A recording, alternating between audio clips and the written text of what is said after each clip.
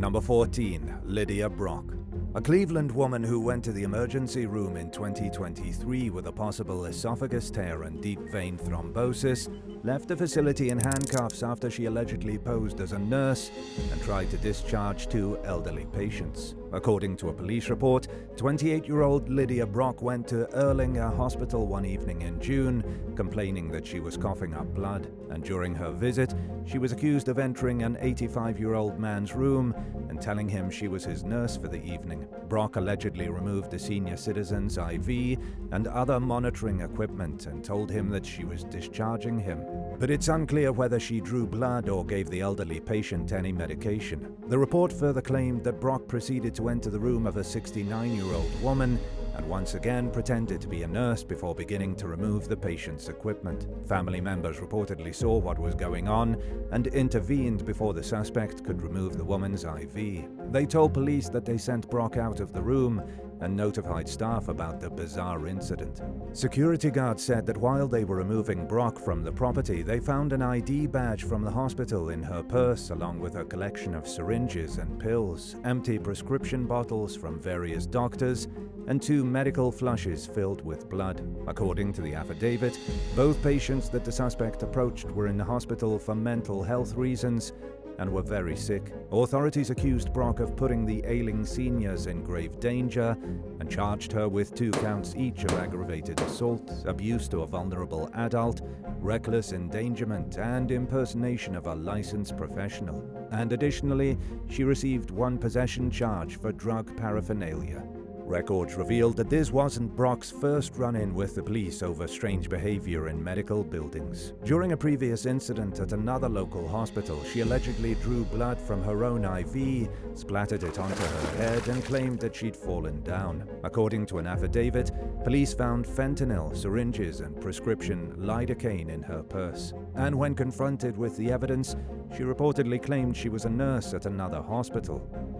She also asserted that the medical items were from a recent shift that she'd worked and that she'd simply forgotten to get rid of them.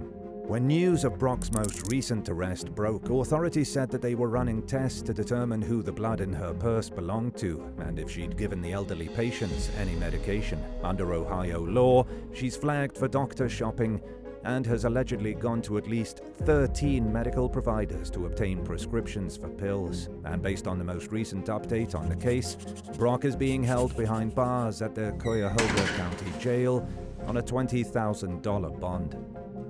Number 13. Kristen Johnson. In May of 2015, a 26-year-old registered nurse named Kristen Johnson was accused of snapping photos of an unconscious male patient's genitals with her cell phone while working at a hospital in Syracuse, New York. The allegations came following a 9-month investigation and included 2 counts of felony second-degree unlawful surveillance and 1 misdemeanor count of disseminating unlawful surveillance. In addition to the disturbing pictures, the disgraced former healthcare worker was accused of recording footage of an incapacitated woman's rectum while a co-worker cleaned the patient's gastrointestinal blood clot. And according to court records, Johnson sent a video to the co-worker performing the procedure. In a statement announcing Johnson's arrest, Onondaga County District Attorney William Fitzpatrick reminded the public that despite what certain people think, it's illegal to secretly photograph someone's private body parts. He then went on to reassure the public that the victims and their families had been notified of the incident. As a consequence, Johnson was fired from her job. She ultimately took a plea deal requiring her to surrender her nursing license in exchange for getting the felony charges against her dropped. She pleaded guilty to the misdemeanor unlawful surveillance charge and was sentenced to 3 years of probation. The agreement also required her to sign a statement acknowledging that she didn't contest to a charge that she practiced her former profession with moral unfitness. Number 12. Michelle Bogle. A licensed vocational nurse from Spring, Texas, named Michelle Bogle, made news headlines across the U.S. in November 2018 when she was accused of unlawfully administering Botox injections at her cosmetic spa. The arrest came amid a widespread crackdown on workers who were allegedly providing treatment illegally at Houston area aesthetic businesses. According to authorities, an undercover officer contacted Bogle's business for a consultation and spoke with a doctor over video chat. Police claimed that the physician didn't make any treatment recommendations before hanging up and turning the call over to Bogle, who allegedly advised the undercover officer on different types of injections, as well as how and where they'd be administered. Court documents stated that Bogle told the undercover agent that she typically saw 18 patients per day, but had seen as many as 40 in a 24-hour period. And as a result, she was arrested on suspicion of performing non-surgical medical procedures without a license, even though the cop never received any actual treatment. The spa's medical director, Dr. Paula Springer Bryant, was also accused of failing to follow proper protocols for administering cosmetic injections. However, there are always at least two sides to every story. Bogle adamantly maintained her innocence from the very beginning and never wavered during the fight to clear her name. And she was vindicated several months later when a grand jury declined to indict her on criminal allegations of unlawfully practicing medicine. After being cleared of any wrongdoing, Bogle came forward and spoke with ABC 13 about her experience. She said that she was excited about the outcome of the case and that she never had any doubt about her innocence. And in her words, she didn't want to rub it in anybody's face, but was happy that the court finding showed that she wasn't doing anything wrong. During the interview, Bogle described the law she was accused of breaking as confusing. She called for better clarification on the level of oversight that nurses are required to have from doctors while providing these types of treatment. And she also called for clarification on who's qualified to perform cosmetic injections.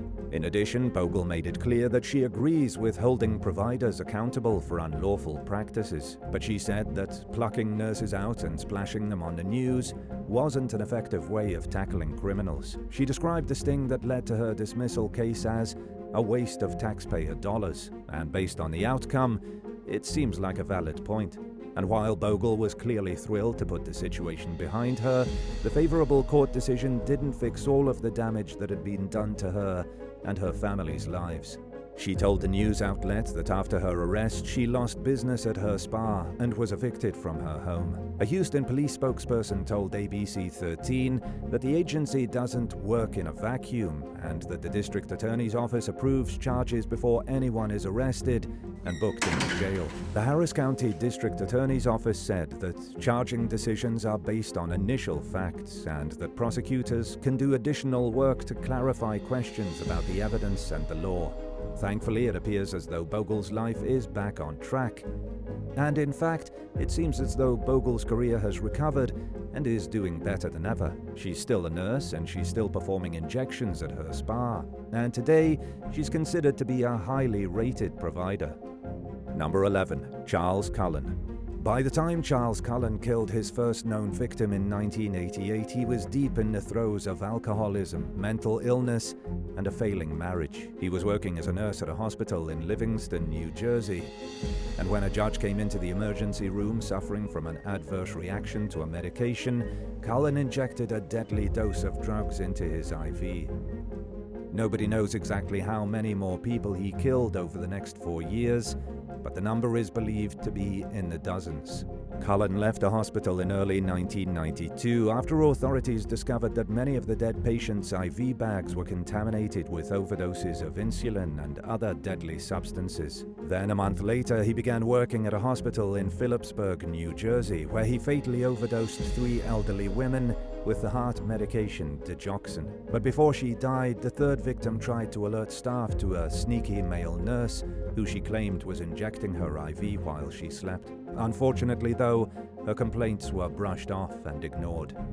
The serial killer's downward spiral accelerated in 1993 when he went through a bitter divorce and spent 2 months in psychiatric hospitals. And around that same time, he began stalking a female co-worker. But he got caught and was sentenced to a year of probation for a trespassing conviction. Then, during that same year, the son of one of Cullen's elderly victims raised the alarm about his suspicions that his mother's death was unnatural. He claimed that on the night before his mother's death, she accused a male nurse of injecting something into her IV. So an investigation was launched, and authorities conducted lie detector tests on several of the hospital's nursing staff. And surprisingly, Cullen passed. During the spring of 1994, he started a new job at an intensive care unit in Hunterdon, New Jersey, and he'd later deny harming or killing any patients between then and 1996. But by the time Cullen was arrested for some of his murders in 2003, the hospital's records from those years had been destroyed. Then, between January and September of 1996, he killed at least 5 patients with digoxin overdoses. Cullen went through jobs like underwear, but it would take all day to discuss each and every position he held throughout his 15-year killing spree. Even as his mental health and employment record continued to deteriorate noticeably, he managed to find work, largely due to a nationwide shortage of nurses. So he continued to murder patients until 2002, when his co-workers at a hospital in Bethlehem, Pennsylvania, began to suspect him of stealing drugs that had no recreational value. At the same time, patients were dying in suspiciously high numbers, and that's when Cullen's colleagues finally put 2 and 2 together and realized that he was likely using the drugs to kill people. However, authorities shirked their concerns, and he simply moved on to yet another nursing job. There were numerous missed opportunities to catch Cullen over the years. Several of his employers suspected him of serious wrongdoing, but somehow he avoided legal scrutiny until 2003, when his final victim passed away in Somerville, New Jersey. By then, Cullen's co-workers and supervisors had caught him hanging out in rooms he wasn't assigned to, ordering drugs for patients they weren't prescribed to, and going through patient records that he had no reason to look at. After his first murder arrest, Cullen confessed to killing at least 40 people throughout his 16-year nursing career, although some believe he may have murdered as many as 400 victims. Authorities spared him from the death penalty in exchange for his cooperation in identifying more of his victims, and in the end he was sentenced to 18 consecutive life terms. Unfortunately though, the plea agreement didn't require him to explain his motive for committing one of the worst murder sprees in American history. And to this day, he remains tight-lipped about his reasons for killing so many innocent people. Number 10. Jessenia Myron. Deputies at the Riverside County Sheriff's Office in Southern California received an unusual call one morning during the summer of 2022. Someone called to report that a woman entered a hospital in Moreno Valley posing as a recently hired nurse and tried to steal a newborn baby. According to authorities, 23-year-old Jessenia Myron gained access to a room where a new mom was staying with her infant and left the hospital with the child in her possession. Staff members said that they tried to stop Myron from leaving and called security, but she managed to escape. Meanwhile, the newborn's father chased after the suspect, and thankfully he retrieved his child before the accused kidnapper fled the scene. Riverside County deputies arrested Myron at her home the following day and charged her with felony kidnapping and felony child stealing. Inside the residence, they reportedly found ultrasound images from 2 other hospitals. Based on a bail declaration form, Myron confessed to posing as a nurse and said that she wanted to be close to a baby. Then, a few weeks after the disturbing incident, an attorney representing the victim said that Myron spent about 45 minutes in the hospital before walking off with the baby. Around 20 minutes of that time was spent in the new mother's room, where Myron allegedly pretended to be an employee and changed the baby's diaper twice. The specific details surrounding the incident, including whether the suspect knew the baby's parents, are unclear. But shortly after Myron's arrest, another new mother came forward and said that a woman claiming to be a nurse offered to take her infant to a medical appointment. At the moment, though, the case is ongoing. Number 9. Stefan Letter. Over a 19-month period starting in early 2003, more than 80 patients died at a hospital in Bavaria, Germany. Located in a quiet mountain community called Sonthofen, the facility served mostly elderly people, but still the number of deaths was suspiciously high. Staff members and administrators were especially troubled by the fact that many patients' conditions were improving when they unexplainably took a turn for the worse. As the mysterious deaths continued, authorities launched an investigation. They began to suspect that one of the hospital's nurses, 27-year-old Stefan Letter, was fatally drugging patients, and a closer look revealed that the sudden deaths began shortly after Letter started working at the hospital. And what was even more incriminating was the fact that every single death occurred during his shift. Known for his friendly demeanor, the seemingly good-natured nurse seemed like an unlikely candidate for a murder suspect. But as the investigation wore on, all signs began to point straight in Letter's direction. Authorities arrested him in July of 2004 and were shocked when he wrote a confession admitting to the murders of 10 victims. Letter definitely killed more than 10 people, but it was a good start for building a case against him. More than 40 bodies were exhumed as part of law enforcement's efforts to identify the victims. They were also trying to determine the exact number of people Letter had murdered. But while the total number is unclear, investigators connected him with the deaths of 29 patients. Many of the patients who died under suspicious circumstances were cremated though, so there's an extremely high likelihood that there were more victims and that authorities will never be able to identify them all.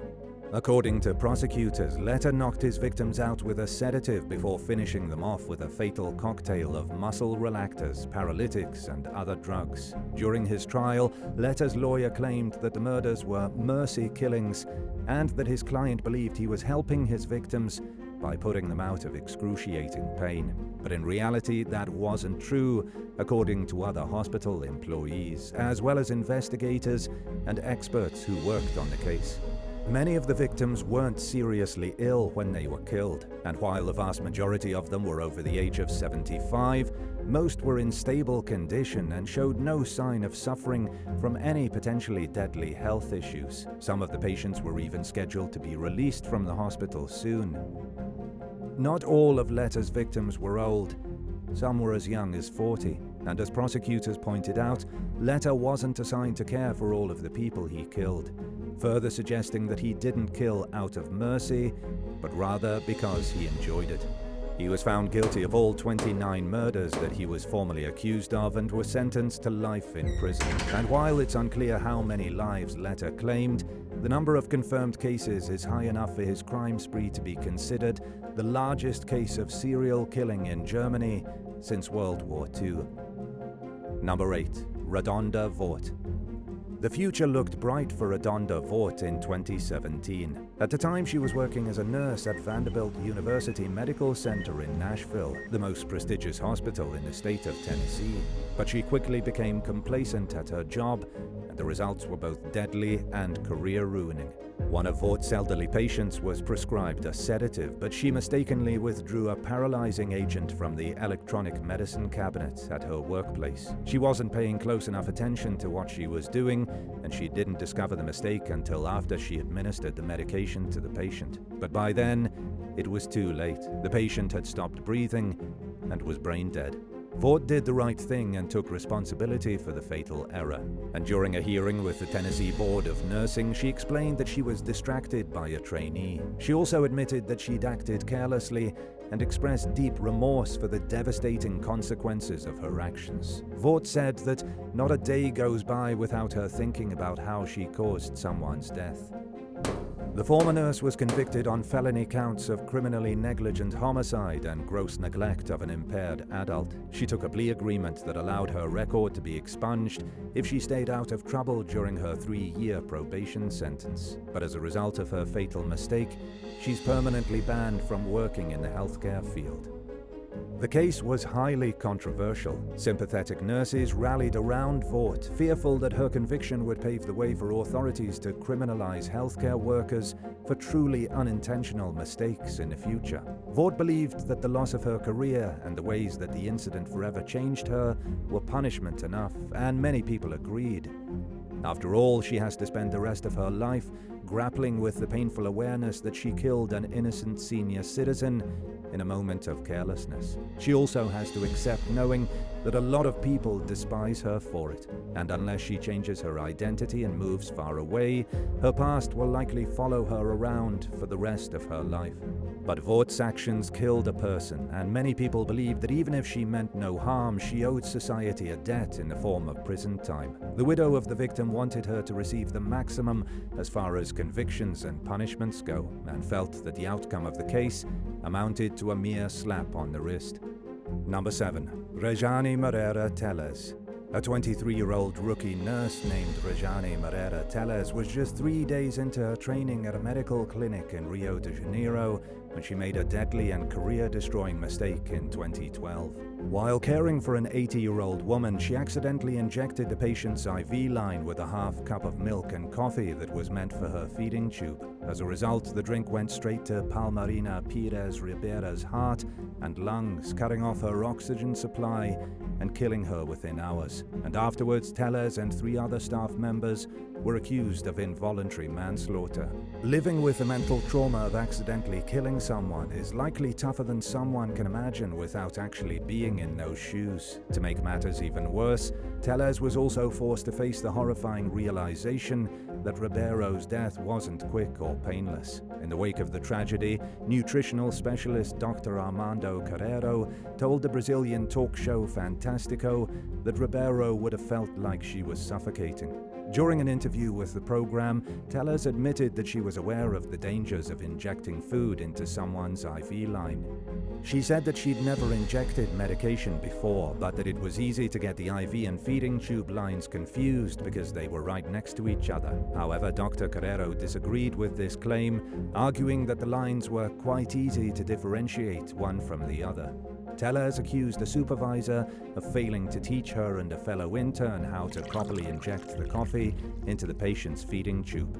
But she admitted that she knew she wasn't qualified to administer the injection. She claimed that the supervisor sat at the nursing station playing on her phone instead of instructing and overseeing the trainees. Speaking with reporters, Dr. Carreiro said that he was convinced that the interns were ordered to inject the coffee. But he also pointed out that the trainees were instructed not to do anything without proper supervision.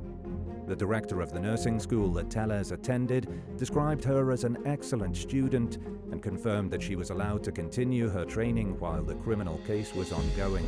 Unfortunately, though, the outcome of the case is unclear. Number 6. Will Davis. In 2017, patients at Christus Mother Frances Hospital in Tyler, Texas, began experiencing unexplained complications while recovering from heart surgery, leaving employees baffled as they tried to make sense of what was going on. Over a 7-month period, the conditions of at least 11 patients who were experiencing a stable recovery suddenly went downhill for no easily identifiable reason. And by the time doctors finally realized what the problem was, 6 people had died. Staff members solved the mystery after examining CT scans and seeing that there was air in the patient's brains. The most probable explanation was that someone was deliberately injecting oxygen into the victim's arterial lines. An investigation was launched, and it was soon discovered through surveillance footage that a nurse named Will Davis was in several of the patient's rooms just minutes before their complications began. During one incident, he stood calmly at the nurse's station while an alarm blared from a patient's nearby room that he'd just exited. A search of Davis's computer later revealed that he'd researched the effects of injecting air into a patient's line long before the suspicious deaths began. Then in 2018, he was arrested on suspicion of capital murder. Authorities alleged that Davis harmed at least 11 patients, 7 of whom died, and he was formally charged in connection with 4 patient deaths. Prosecutors said that they declined to bring additional murder charges against Davis because the cases were difficult to prove. However, they made it clear that they believed he killed more people than he was criminally accused of. During his trial, his lawyer argued that he was simply in the wrong place at the wrong time and that the evidence didn't necessarily point toward foul play. But the jury was unconvinced, and Davis was convicted on all 4 counts. Prosecutors pushed hard for the death penalty, and in their efforts to secure a capital sentence, they played a jailhouse phone call between Davis and his now ex-wife for the jury. During the conversation, the convicted killer's ex urged him to tell the truth about his crimes. And in his response, he said that he may have prolonged patients' illnesses so he'd continue getting enough overtime to pay the bills, but he denied deliberately killing anyone. According to the prosecution, this was a mere morsel of the truth at best. According to the state's narrative, Davis killed purely for fun. But the conversation in the recording revealed his first admission of any wrongdoing whatsoever, and it helped to show that he was a cold, calculating, and remorseless sociopath. So after deliberating for just 2 hours, the jury ruled in favor of capital punishment. And at the moment, Davis is currently appealing his case from death row. Number 5. Jane Toppan. Honora Kelly, better known as Jane Toppan, was born to poor Irish immigrant parents in Boston, Massachusetts during the 1850s. Her mother died from tuberculosis when she was young, leaving her and her 3 sisters in the care of an abusive, alcoholic father who'd earned the nickname Kelly the Crackpot. Then, when Honora and her sister Delia were 6 and 8 years old, their dad dumped them off at an orphanage for poor children, and they never saw him again. None of the Kelly kids went on to live a normal life. Delia became a prostitute and an alcoholic, while the girl's older sister, Nellie, ended up in a psychiatric institution. Unfortunately, given their unstable upbringing, these outcomes aren't all that surprising. But a traumatic childhood wouldn't be enough to explain the path that Honora ended up taking as an adult. By all appearances, Honora had the most normal life out of the 3 sisters. After leaving the orphanage, she spent several years working as an indentured servant for an Italian family who renamed her Jane Toppan. Then, sometime during the 1880s, after being described as both brilliant and terrible throughout her younger years, she became a highly praised nurse at Cambridge Hospital. She was incredibly well liked among her co-workers and was known for her friendly demeanor, earning her the nickname of Jolly Jane. Jane was a big talker. She told grandiose lies, including that the Tsar of Russia had offered her a nursing job. And in addition, she openly celebrated when co-workers she disliked were fired. At some point, hospital administrators became concerned about her bizarre obsession with autopsies.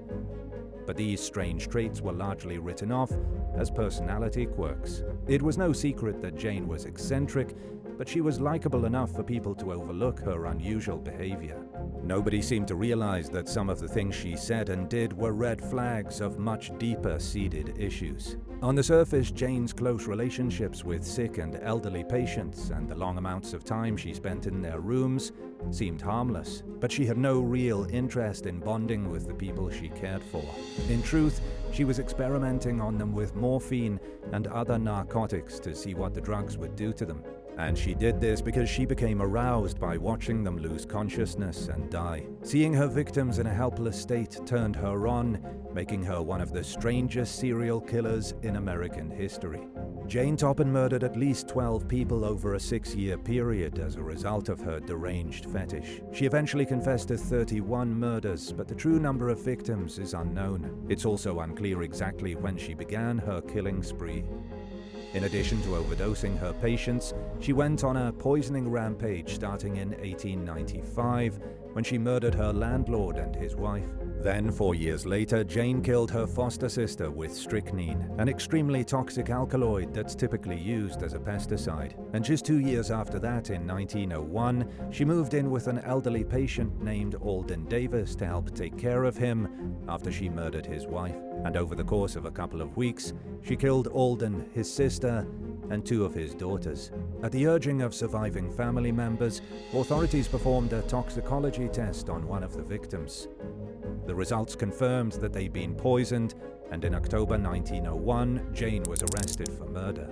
And her confession spilled out over the following year. In an odd twist, Jane insisted to the court that she wasn't insane. Today, an insanity ruling is preferable to a murder conviction, but this apparently wasn't the case in the early 20th century. Throughout her trial, Jane fought adamantly to be declared sane because a murder conviction would come with the chance of eventually being paroled. But on the other side, being declared insane meant that she'd never see freedom again.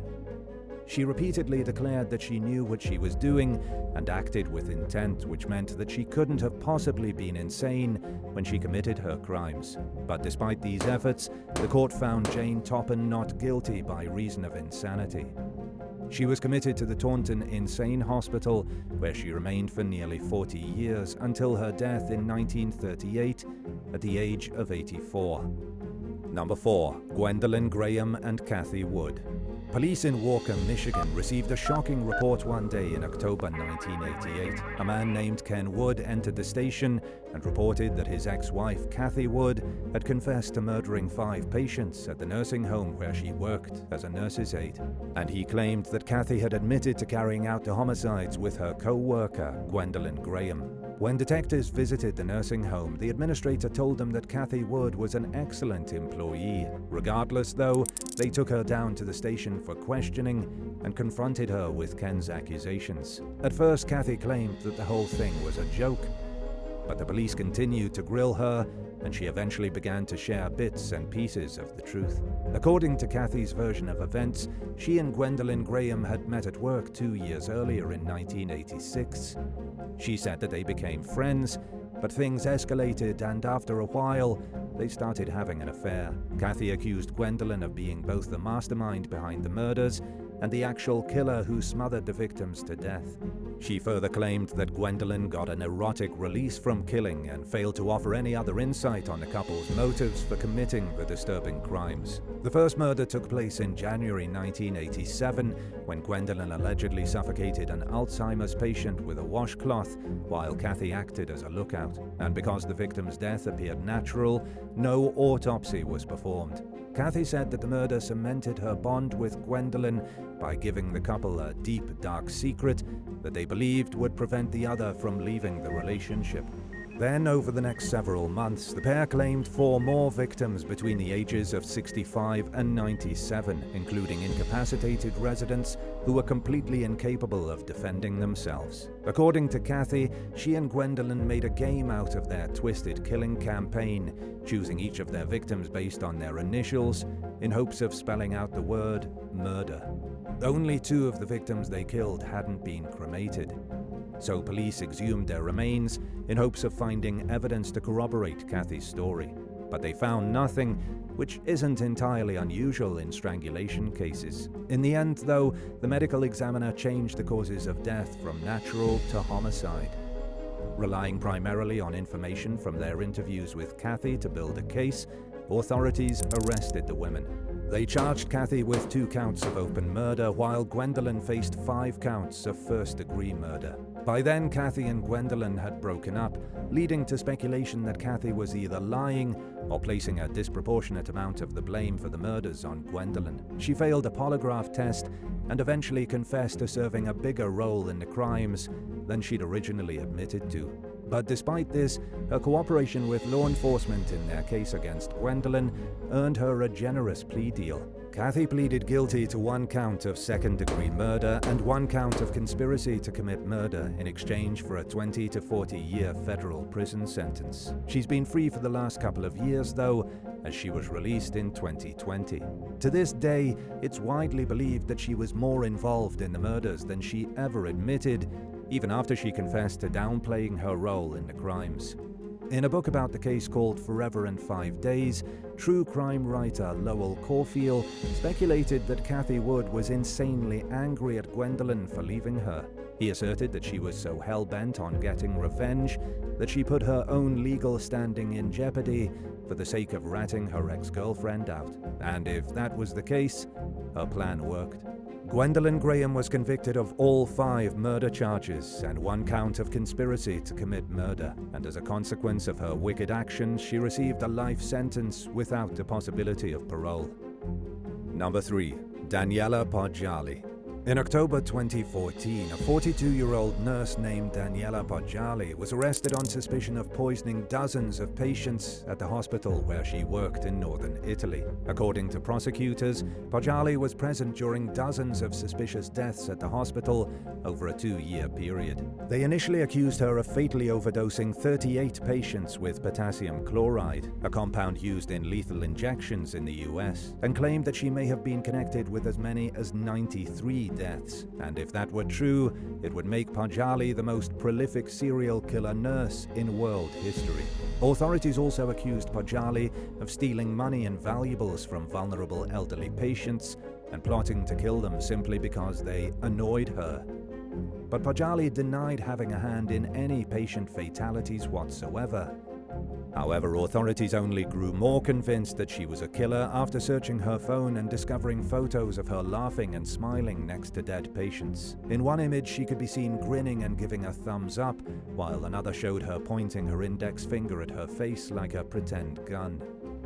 She admitted that the pictures were distasteful, but said that they were only meant to be seen by her and a co-worker who snapped the images. The disgraced healthcare worker described her decision to have the photos taken as a mistake and acknowledged her wrongdoing. But in the same breath, she passed the buck to her colleague who took the pictures, claiming that it was her work buddy's idea and that her former friend had ratted her out in a bid for revenge over a grudge. In any case, Panjali insisted that she was no murderer. In fact, she claimed that she lived to help others. Nevertheless, she was thrown in jail without bail while awaiting trial by judges who described her as a public danger.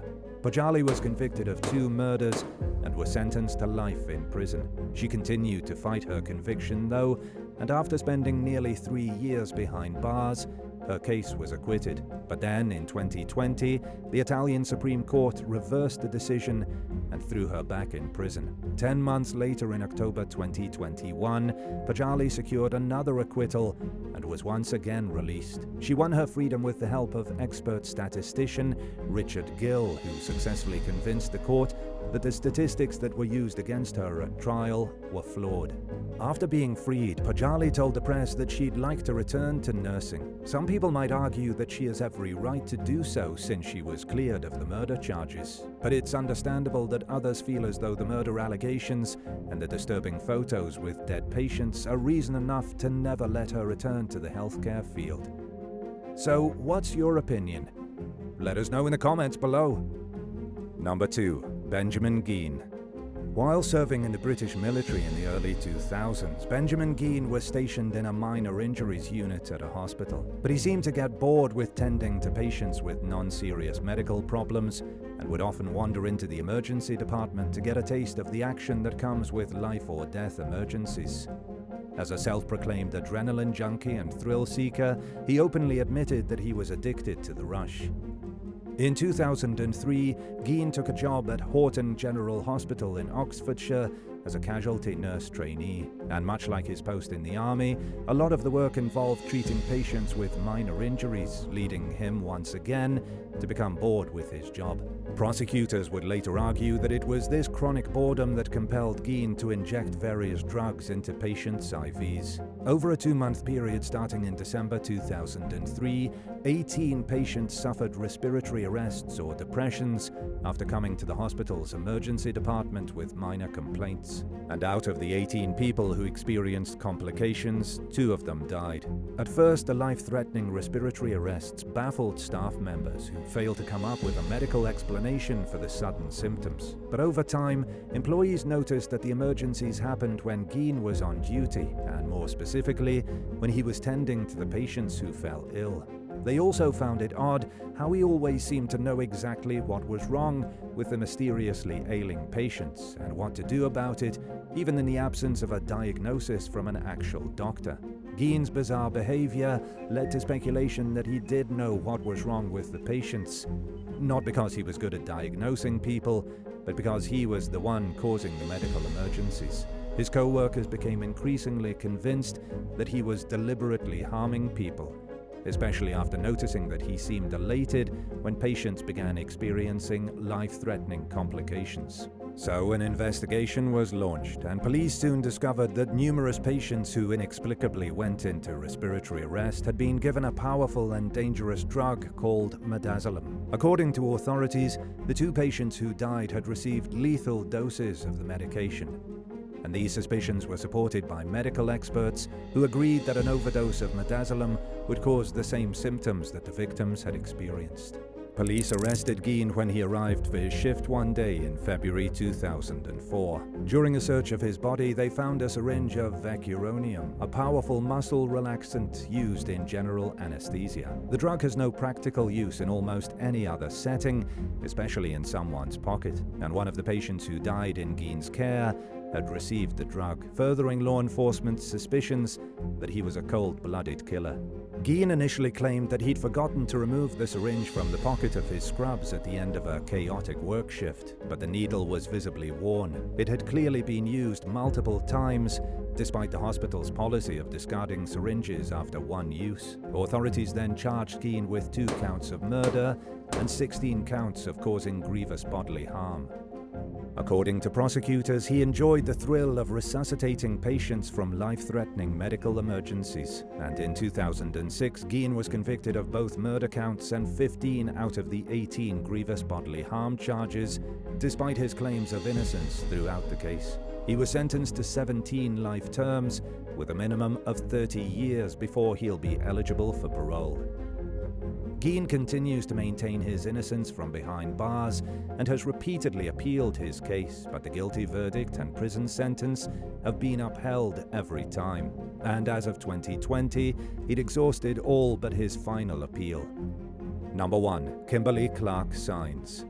After becoming a mom at a young age, Kimberly Clark Saenz earned her GED and continued on to nursing school in Lufkin, Texas. She became a licensed vocational nurse and ended up working at a dialysis clinic after being fired from 4 previous healthcare jobs. In addition to a checkered work history, Saenz struggled with substance abuse. She also had an arrest record, which included public intoxication and criminal trespass charges stemming from a domestic incident in 2007. During the spring of 2008, an unusually high number of patients fell seriously ill at Saenz's workplace. Paramedics were called to the clinic 30 times throughout the month of April alone, amounting to twice the number of calls to the facility throughout the entire previous year. A number of patients mysteriously fell into cardiac arrest, while at least one woman ended up in the emergency room on multiple occasions after repeatedly receiving too much heparin blood thinner.